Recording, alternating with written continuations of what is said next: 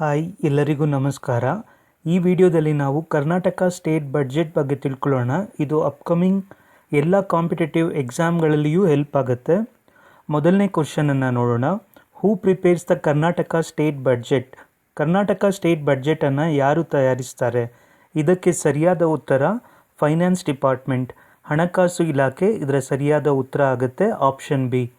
ಮುಂದಿನ question. Who presents the Karnataka budget in the legislative assembly? Karnataka ಬಡ್ಜೆಟನ್ನು ವಿಧಾನಸಭೆಯಲ್ಲಿ ಯಾರು ಮಂಡಿಸ್ತಾರೆ? ಕರ್ನಾಟಕ ಬಡ್ಜೆಟನ್ನು ವಿಧಾನಸಭೆಯಲ್ಲಿ ಮಂಡಿಸುವವರು ಫೈನಾನ್ಸ್ ಮಿನಿಸ್ಟರ್, ಹಣಕಾಸು ಸಚಿವರು ಆಗಿರ್ತಾರೆ. ಸೊ ಇದಕ್ಕೆ ಸರಿಯಾದ ಉತ್ತರ option C. Next question. Who has presented the highest number of Karnataka state budgets? Karnataka ರಾಜ್ಯದಲ್ಲಿ ಅತ್ಯಧಿಕ ಬಡ್ಜೆಟನ್ನು ಮಂಡಿಸಿದವರು ಯಾರು? ಇದರಲ್ಲಿ ಸರಿಯಾದ ಉತ್ತರ 4 ಆಪ್ಷನಲ್ಲಿ ಸಿದ್ದರಾಮಯ್ಯ ಅವರು. ಇವರು ಕರ್ನಾಟಕದ ಮುಖ್ಯಮಂತ್ರಿಗಳಲ್ಲಿ ಅಥವಾ ಹಣಕಾಸು ಸಚಿವರಾಗಿ ಅತಿ ಹೆಚ್ಚು ಬಡ್ಜೆಟನ್ನು ಅನೌನ್ಸ್ ಮಾಡಿದ್ದಾರೆ. How many state budgets has Siddaramaiah presented?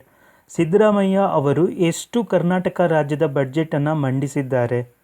ಇದಕ್ಕೆ ಸರಿಯಾದ ಉತ್ತರ 17, ಆಪ್ಷನ್ ಡಿ. ಇವರು 17ನೇ ವರ್ಷದ ಬಡ್ಜೆಟನ್ನು ಈ ವರ್ಷ 26-27ನೇ ಸಾಲಿನ ಬಡ್ಜೆಟನ್ನು ಇವತ್ತು ಮಂಡಿಸಿದರು. ಸೊ ಇದಕ್ಕೆ ಸರಿಯಾದ ಉತ್ತರ option D. What is the total size of Karnataka state budget 26-27? 26-27ನೇ ಸಾಲಿನ ಕರ್ನಾಟಕ ರಾಜ್ಯ ಬಡ್ಜೆಟ್ನ ಗಾತ್ರ ಎಷ್ಟು? ಇವತ್ತು ಮಂಡಿಸಿದಂತಹ ಬಡ್ಜೆಟ್ನ ಗಾತ್ರ, ಒಟ್ಟು ಗಾತ್ರ ಎಷ್ಟು ಅಂದರೆ 4.48 lakh crore ಇದಾಗಿರುತ್ತೆ. ಆಪ್ಷನ್ ಸಿ ಸರಿಯಾದ ಉತ್ತರ.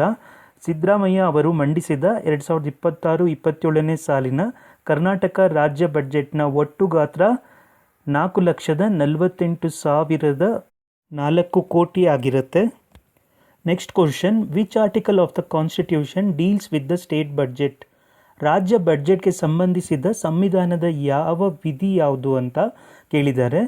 ಸೊ ಇದಕ್ಕೆ ಸಂಬಂಧಿಸಿದಂಥ ಆರ್ಟಿಕಲ್ ಯಾವುದು ಅಂದರೆ ಆರ್ಟಿಕಲ್ 202.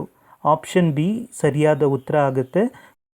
ಆರ್ಟಿಕಲ್ 202 ಏನು ಹೇಳುತ್ತೆ ಅಂದರೆ ಆ್ಯನ್ಯುವಲ್ ಫೈನಾನ್ಷಿಯಲ್ ಸ್ಟೇಟ್ಮೆಂಟ್, ಅಂದರೆ ಬಡ್ಜೆಟನ್ನು ಅನೌನ್ಸ್ ಮಾಡೋದಕ್ಕೆ ವಿಧಾನಸಭೆಯಲ್ಲಿ ರಾಜ್ಯಪಾಲರು ಅವರು ಕಾರಣರಾಗಿರ್ತಾರೆ ಅಂತ ಹೇಳುತ್ತೆ. ಸಿಂಪಲ್ ಪಾಯಿಂಟ್ಸಲ್ಲಿ ಹೇಳಬೇಕು ಅಂದರೆ. Next question. Who gives final approval to the state budget? ರಾಜ್ಯ ಬಡ್ಜೆಟ್ಗೆ ಅಂತಿಮ ಅನುಮೋದನೆಯನ್ನು ಯಾರು ನೀಡ್ತಾರೆ? ರಾಜ್ಯ ಬಡ್ಜೆಟ್ಗೆ ಅಂತಿಮ ಅನುಮೋದನೆಯನ್ನು ನೀಡುವವರು ರಾಜ್ಯಪಾಲರಾಗಿರ್ತಾರೆ, ಗವರ್ನರ್. ಸೊ ಇದಕ್ಕೆ ಸರಿಯಾದಂಥ ಉತ್ತರ option B, governor. Arrange the following Karnataka budget 2026 expenditure from highest to lowest. ಈ ಥರದ ಕ್ವಶನನ್ನು ಡೆಫಿನೆಟ್ಲಿ ಕೇಳ್ತಾರೆ. KS ಎಕ್ಸಾಮಿಂದ ಹಿಡಿದು ಎಲ್ಲ ಎಕ್ಸಾಮ್ಗಳಲ್ಲಿಯೂ ಕೇಳ್ತಾರೆ. ಸೊ 2026-27 ಬಡ್ಜೆಟ್ನ ವೆಚ್ಚಗಳಲ್ಲಿ ಯಾವುದಕ್ಕೆ ಜಾಸ್ತಿ ಕೊಟ್ಟಿದ್ದಾರೆ, ಜಾಸ್ತಿಯಿಂದ ಕಮ್ಮಿ ಯಾವುದು ಅಂತ ಆರ್ಡರ್ ವೈಸ್ ಬರಿಬೇಕಾಗತ್ತೆ. ಅವರು ಕೊಟ್ಟಿರುವಂಥ ಆಪ್ಷನ್ ಆದಾಯ ವೆಚ್ಚ, ನಿಖರ ಮೂಲಧನ ವೆಚ್ಚ, ಒಟ್ಟು ಮೂಲಧನ ವೆಚ್ಚ, ಹಾಗೆ ಸಾಲ ತೀರಿಕೆ, revenue expenditure, net capital expenditure, gross capital expenditure, ಹಾಗೆ ಲೋನ್ ರೀಪೇಮೆಂಟ್. ಇದಕ್ಕೆ ಸರಿಯಾದ ಉತ್ತರ ಆಪ್ಷನ್ ಎ ಆಗುತ್ತೆ. ಮೊದಲನೇದಾಗಿ ಹೆಚ್ಚಿಗೆ ಇನ್ವೆಸ್ಟ್ ಮಾಡಿರುವಂಥದ್ದು ರೆವೆನ್ಯೂ ಎಕ್ಸ್ಪೆಂಡಿಚರಿಗೆ, ಅದಾದ ನಂತರ ಗ್ರಾಸ್ ಕ್ಯಾಪಿಟಲ್ ಎಕ್ಸ್ಪೆಂಡಿಚರಿಗೆ, ನೆಕ್ಸ್ಟ್ ನೆಟ್ ಕ್ಯಾಪಿಟಲ್ ಎಕ್ಸ್ಪೆಂಡಿಚರಿಗೆ, ಹಾಗೆ ಕೊನೆಯದಾಗಿ ಲೋನ್ ರೀಪೇಮೆಂಟಿಗೆ. ಸೊ ಈ ಅಮೌಂಟ್ಗಳನ್ನು ಒಂದು ಸಲ ನೋಡ್ಕೊಳ್ಳಿ. ಆರ್ಡರ್ ವೈಸ್ ಅರೇಂಜ್ ಮಾಡೋದಕ್ಕೆ ಕಮ್ಮಿಯಿಂದ ಜಾಸ್ತಿ ಅಥವಾ ಜಾಸ್ತಿಯಿಂದ ಕಮ್ಮಿ ಡೆಫಿನೆಟ್ಲಿ ನೀವು ಅಪ್ಕಮಿಂಗ್ ಎಕ್ಸಾಮ್ಗಳಲ್ಲಿ ಎಕ್ಸ್ಪೆಕ್ಟನ್ನು ಮಾಡ್ಬೋದು. The Vasudha Amruta scheme announced in the Karnataka budget, it aims to promote what? Karnataka ಬಡ್ಜೆಟಲ್ಲಿ ಘೋಷಿಸಲಾದ Vasudha ಅಮೃತ ಯೋಜನೆ ಇದರ ಮೇನ್ ಉದ್ದೇಶ ಏನು ಅಂತ.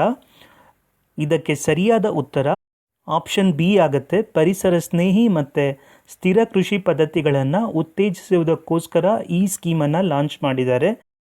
Eco friendly and sustainable agriculture ಪ್ರಾಕ್ಟೀಸಸ್ಗೋಸ್ಕರ ವಸುಧಾ ಅಮೃತ ಸ್ಕೀಮನ್ನು ಲಾಂಚ್ ಮಾಡಿದ್ದಾರೆ. ಮುಂದಿನ question. According to the Karnataka budget 26-27 where will dog birth control training centres be established? Karnataka budget 26-27 ಪ್ರಕಾರ ಡಾಗ್ ಬರ್ತ್ ಕಂಟ್ರೋಲ್ ಟ್ರೈನಿಂಗ್ ಸೆಂಟರನ್ನು ಎಲ್ಲಿ ಸ್ಥಾಪಿಸ್ತಾರೆ ಅಂತ. ಡಾಗ್ ಬರ್ತ್ ಕಂಟ್ರೋಲ್ ಸೆಂಟರನ್ನು ಬೆಂಗಳೂರು ಮತ್ತು ಬೀದರ್ ಈ 2 ಜಾಗದಲ್ಲಿ ಸ್ಥಾಪಿಸ್ತಾರೆ. ಆಪ್ಷನ್ ಸಿ ಇದಕ್ಕೆ ಸರಿಯಾದ ಉತ್ತರ ಆಗುತ್ತೆ. ಪಾಯಿಂಟನ್ನು ನೆನಪಲ್ಲಿ ಇಟ್ಕೊಳ್ಳಿ, ಬೆಂಗಳೂರು ಮತ್ತು ಬೀದರ್ 2 BBಯಿಂದ ಶುರುವಾಗುತ್ತೆ. ಸೊ 2B ಅಂತ ನೆನಪಿಟ್ಕೊಳ್ಳಿ. ಬಟ್ ಬೀದರ್ ಬದಲು ಬಾಗಲಕೋಟೆ ಅಂತ ಕನ್ಫ್ಯೂಸ್ ಮಾಡ್ಕೊಬಿಡಬೇಡಿ. ಜಸ್ಟ್ ನೀವು ಬೇರೆ ಯಾವುದಾದ್ರೂ ಥರ ನೆನಪಿಟ್ಕೊಳ್ಳಿ, ಜಸ್ಟ್ ಈಸಿಯಾಗಿ ಗೊತ್ತಾಗಲಿ ಅಂತ BB ಅಂತ ನೆನಪಿಟ್ಕೊಳ್ಳಿ ಅಂತ ಹೇಳಿದೆ. According to the Karnataka budget 26-27, digital library and study centers for competitive exam preparation will be established in which cities? Karnataka budget 26-27 ಪ್ರಕಾರ ಸ್ಪರ್ಧಾತ್ಮಕ ಪರೀಕ್ಷೆಗಳ ತಯಾರಿಕೆಗಾಗಿ ಡಿಜಿಟಲ್ ಲೈಬ್ರರಿಯನ್ನು ಮತ್ತು ಸ್ಟಡಿ ಸೆಂಟರ್ಸನ್ನು ಯಾವ ನಗರದಲ್ಲಿ ಸ್ಥಾಪಿಸ್ತಾರೆ ಅಂತ. ಇದಕ್ಕೆ ಸರಿಯಾದ ಉತ್ತರ ನಿಮಗೆ ಎಲ್ಲ ಗೊತ್ತಿರುತ್ತೆ, ಯಾಕಂದರೆ ಸ್ಟಡಿ ಹಬ್ ಇರೋದು ಬೆಂಗಳೂರು ಚಂದ್ರ ಲೇಔಟ್ ಹಾಗೆ ಧಾರವಾಡದಲ್ಲಿ. ಸೊ ಆಬ್ವಿಯಸ್ಲಿ ಇದು ಗೆಸ್ ಮಾಡಿರ್ತೀರ, ಸಿ ಧಾರವಾಡ ಮತ್ತು ಬೆಂಗಳೂರು. ಕೆಲವೊಂದು ಸಲ ನಮಗೆ ಕ್ವಶನ್ ಬಗ್ಗೆ ಅಷ್ಟು ಗೊತ್ತಿಲ್ಲ ಅಂದರೂ, ನಾಲೆಡ್ಜ್ ಇಲ್ಲ ಅಂದರೂ ಪ್ರಾಕ್ಟಿಕಲ್ ನಾಲೆಡ್ಜನ್ನು ಯೂಸ್ ಮಾಡಿಕೊಂಡು ನಾವು ಸಾಲ್ವ್ ಮಾಡ್ಬೋದಾಗತ್ತೆ. ಎಕ್ಸಾಂಪಲ್, ಈ ಕ್ವಶನ್ ಆ ರೀತಿ ಇದೆ, ನಿಮಗೆ ಎಕ್ಸಾಮಲ್ಲಿ ಈ ರೀತಿ ಕ್ವಶನ್ಗಳು ಬರುತ್ತೆ. ಸೊ ಅದಕ್ಕೋಸ್ಕರ ಹೇಳಿದೆ. Next question, Karnataka budget announcement, Victoria hospital will be renamed after which leader? ಈ ವರ್ಷದ ಬಡ್ಜೆಟಲ್ಲಿ ವಿಕ್ಟೋರಿಯಾ ಆಸ್ಪತ್ರೆಯನ್ನು ಯಾವ ನಾಯಕರ ಹೆಸರಿನಲ್ಲಿ ಮರುನಾಮಕರಣ ಮಾಡ್ತಾರೆ ಅಂತ. ಇದಕ್ಕೆ ಸರಿಯಾದಂತಹ ಉತ್ತರ ಆಪ್ಷನ್ ಬಿ ಆಗುತ್ತೆ. ಶಾಂತವೇರಿ ಗೋಪಾಲಗೌಡ ಅವರ ಹೆಸರಲ್ಲಿ ವಿಕ್ಟೋರಿಯಾ ಹಾಸ್ಪಿಟಲನ್ನು ರೀನೇಮ್ ಮಾಡ್ತಾರೆ. ಶಾಂತವೇರಿ ಗೋಪಾಲಗೌಡ ಅವರು ಸಮಾಜವಾದಿಯಾಗಿದ್ದರು. ಕರ್ನಾಟಕದಲ್ಲಿ ಸಮಾಜವಾದವನ್ನು ಶುರು ಮಾಡಿದವರು ಅಂತಲೂ ಹೇಳ್ಬೋದು. ಇದೇ ರೀತಿ ನಾನು ಹೆಚ್ಚಿನ ಬಡ್ಜೆಟ್ ಬೇಸ್ಡ್ ಕ್ವಶನ್ಸನ್ನು ತರ್ತೀನಿ. ಮುಂದಿನ ವೀಡಿಯೋದಲ್ಲಿ ನಾನು ಪ್ರತಿಯೊಂದು ಕಾನ್ಸೆಪ್ಟ್ಸ್ ಬಗ್ಗೆನೂ ಹೇಳ್ತೀನಿ. ಲೈಕ್ ರೆವೆನ್ಯೂ ಎಕ್ಸ್ಪೆಂಡಿಚರ್ ಅಂದರೆ ಏನು, ಫಿಸ್ಕಲ್ ಡೆಫಿಸಿಟ್ ಅಂದರೆ ಏನು. ನಾನು ಜಸ್ಟ್ MCQ ಬೇಸ್ಡ್ ಮಾಡೋಣ ಅಂತ ನಾನು ಈ ಥರ ಮಾಡಿದೆ. ಇನ್ ಕೇಸ್ ನಿಮಗೆ ಇದು ಇಷ್ಟ ಆಗಿದ್ದರೆ ದಯವಿಟ್ಟು ಲೈಕ್, ಶೇರ್, ಸಬ್ಸ್ಕ್ರೈಬ್ ಆಗೋದನ್ನು ಮರಿಬೇಡಿ. ಹಾಗೆ ಈ ಚಾನಲಿಗೆ ಜಾಯಿನ್ ಕೂಡ ಆಗಿ, ನಿಮಗೆ ಒಳ್ಳೆ ಸ್ಟಡಿ ರಿಲೇಟೆಡ್ ವೀಡಿಯೋಸ್ಗಳನ್ನು ಕೊಡ್ತೀನಿ. ಎಲ್ಲರಿಗೂ ಧನ್ಯವಾದಗಳು.